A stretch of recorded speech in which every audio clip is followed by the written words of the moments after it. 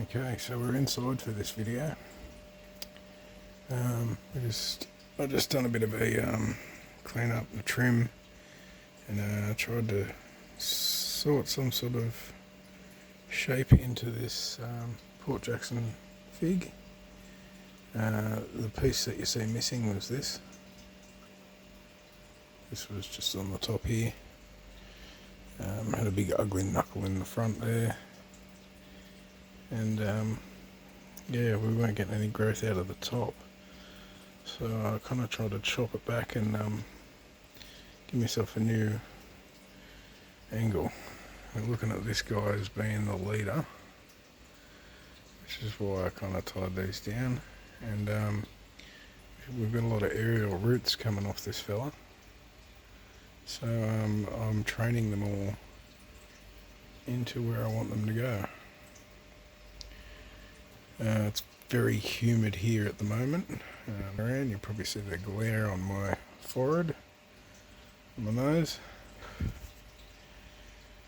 But yeah, as you can see, this fella absolutely loves the humidity.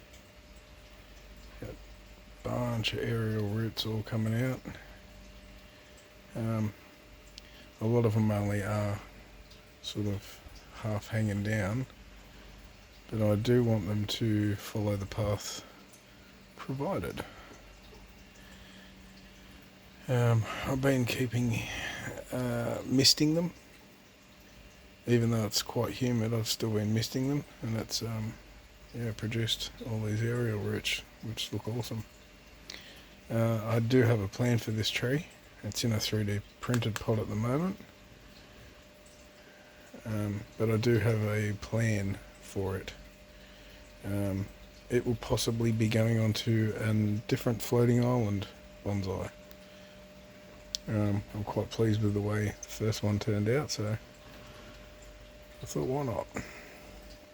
I'll make another one, but a little bit smaller, probably around this size, like the size of this pot, I dare say. Maybe a little fraction bigger. But yeah, quite happy with how this is looking at the moment. When I first got the tree, it was quite a bit bigger. It was probably about this tall, and I have my ragdoll interested in what's going on here. But it was about here, and I didn't like how tall it was, and stupid me cut it back this far. Mind you, I really like the look of the real stubby, fat trunk, short style trees. So especially on the Port Jacksons, I've got quite a few Port Jackson figs because they grow like crazy here. I've actually got a couple of cuttings off the top of, well, actually I planted the top of this, and it's started to take off, and I took a bunch of cuttings off this when I very first got it, and they were literally just like, say this piece. It was that much. Oh, sorry. It was say this much of the actual cutting that was planted, and I've got them down in my garden at the moment, just planted straight in the ground, and they're probably as tall as this now. Not the trunk's obviously not as thick as that, but yeah, they love my climate. Anyway, this video has gone on for a bit longer than I expected it to, but I just thought I'd show you guys this fella.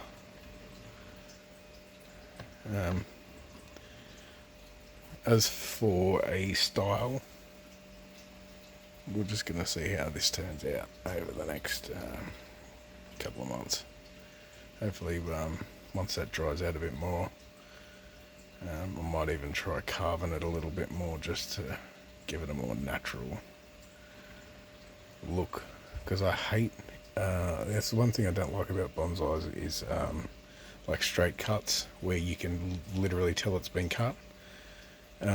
I kind of don't mind the look of a broken kind of look, even.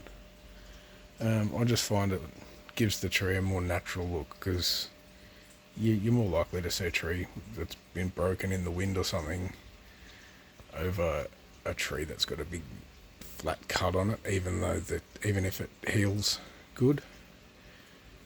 As you can see by the top of here, there's a couple of little notches in that. I tried to essentially splice a couple of branches onto it, but they didn't really take well. And yeah, the cut ended up drying out, and the cuttings end up falling out of it. I tried to do one either side to see if it'd just take, so we'd end up with something like this. But that didn't end up being the case, obviously. We ended up getting a lot of growth right down underneath, where I kind of wanted it more up towards the top of it, hence the cut. But yeah, if you've watched me ramble on this far, thanks for watching, and we'll see you in the next one.